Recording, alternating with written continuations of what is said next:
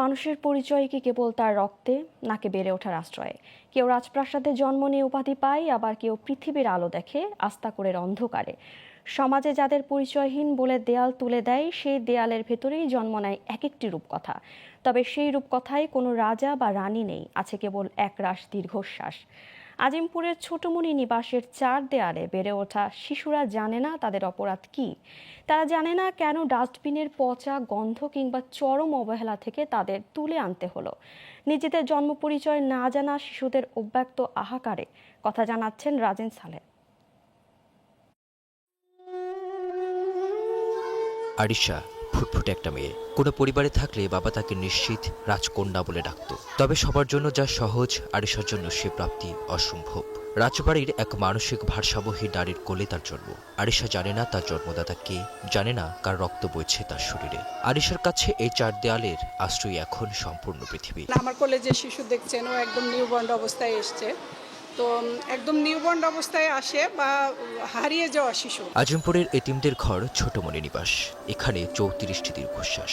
আরিশার মতো এখানে বেড়ে উঠছে আরো অনেক প্রাণ। এখানে তারা এসেছে আস্তাকুঁড়ের পচা গন্ধ থেকে অথবা চরম অবহেলা থেকে। যাদের পরিচয় হওয়ার কথা ছিল কোনো এক বাবার রাজকন্যা অথবা মায়ের নয়নমণি হয়ে, তাদের গায়ে এখন পরিচয়হীনতার তকমা। প্রশ্নের মুখে দাঁড়ালে ওদের কেবলই থেমে যেতে হয়। এখানে ভালো লাগে।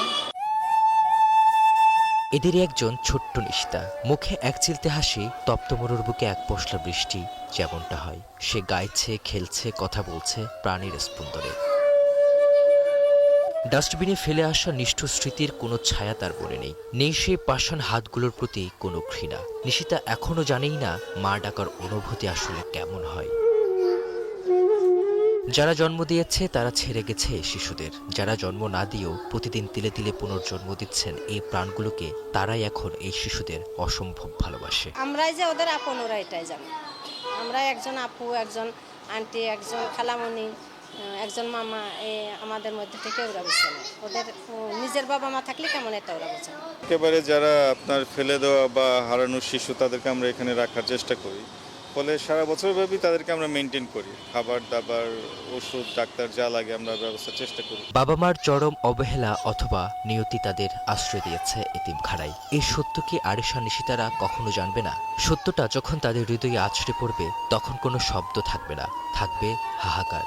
হাহাকার তখন কোনো ডাস্টবিনের ময়লায় ঢাকা যাবে না, কোনো উপাধিতেও মোছা যাবে না পাষাণ দিনলিপি। তবু এখান থেকে হয়তো নতুন এক জীবন গড়ে উঠবে কারো কারো, যে হতে পারে এই সমাজের সত্যিকারের সফল মানুষ। Rajen Saleh, global television, Dhaka.